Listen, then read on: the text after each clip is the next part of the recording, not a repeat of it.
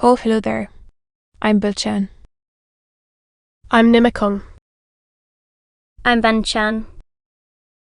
In this class, I'll read to all of you Chapter 2, Section 6 of The Adventures of Sherlock Holmes. As. Ah.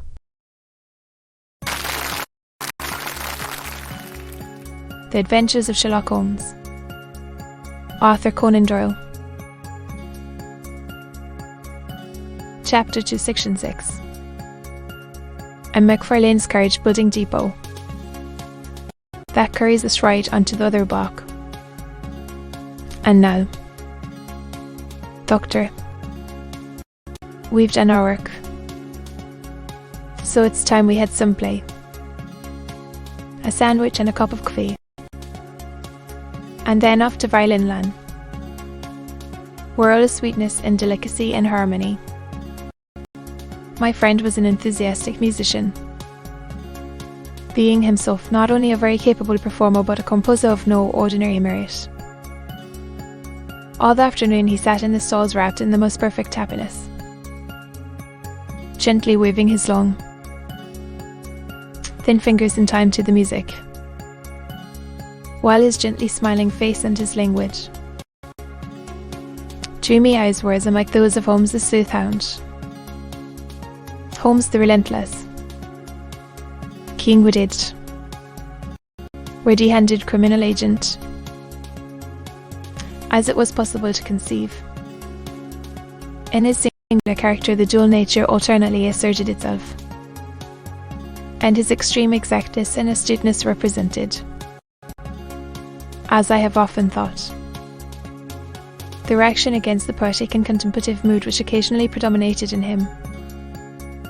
The song of his nature came from extreme languor to devouring energy, and then, as I knew well, he was never so truly formidable as when, for days on end, he had been lounging in his armchair amid his improvisations and his backlit editions. Then it was that the lust of the chase would suddenly come upon him, and that his brilliant reasoning power would rise to the level of intuition. A man whose knowledge was not that of other mortals. When I saw him that afternoon so enwrapped in the music at street, at set, himself to hunt down. You want to go home? No doubt. Doctor, he remarked as we emerged. Yes. And I have some business to do which will take some hours. A considerable crime is in contemplation. I have every reason to believe that we shall be in time to stop it. But today being Saturday rather complicates matters. Very well. And I say, Doctor, there may be some little danger, so kindly put your army revolver in your pocket. He waved his hand, turned on his heel, and disappeared in an instant among the crowd. I trust that I am not more dense than my neighbours. With Sherlock Holmes, here I had heard what he had heard. I had seen what he had seen. Had happened but what was about to happen, while to me the whole business was still confused and grotesque. As I drove home to my house in Kensington, I thought over it all. To Saxburg Square, and the ominous words with which he had parted from me. What was this nocturnal expedition? And why should I go armed? Where were we going? And what were we to do? Man whom I play deep game. I tried to puzzle it out. An explanation. The park. And so through Oxford Street to Baker Street. Two hansoms were standing at the door, and as I entered the passage I heard the sound of voices from above. On entering his room, I found Holmes in animated conversation with two men, one of whom I recognized as Peter Jones, the official police agent, while the other was a long, set-faced man with a very shiny hat and oppressively respectable frock coat. "Ah, our party is complete," said Holmes, picking up his pea jacket and taking his heavy hunting crop from the rack. "Watson, I think you know Mr. Jones of Scotland Yard. Let me introduce you to Mr. Merriweather. We're hunting in couples again. Doctor." "You see," said Jones in his consequential way, "our friend here is a wonderful man for starting a chase." "Observe, Mr. Merriweather gloomily.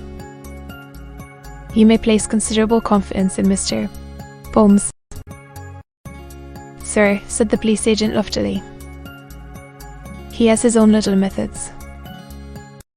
We sure, if he won't mind my saying so, just a little too theoretical and fantastic. But he has the makings of a detective in him. It is not too much to say that once or twice, as in that business of the Sholto murder in the agriculture. Well, if you say so, Mr. Jones." "It is all right," said the stranger with deference.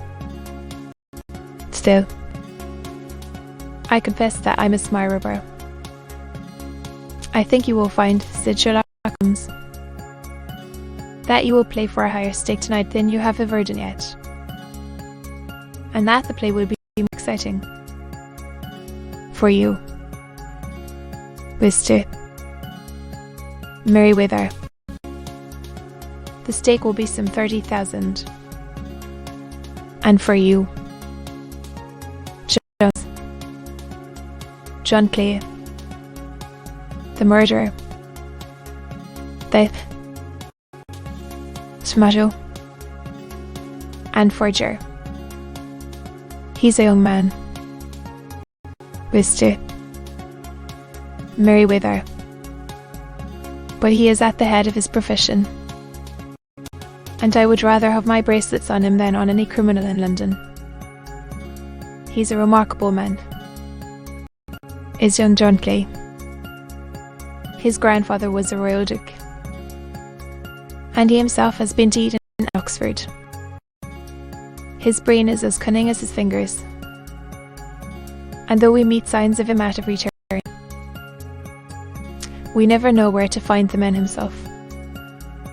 He'll crack a crib in Scotland one week, and be raising money to build an orphanage in Cornwall the next.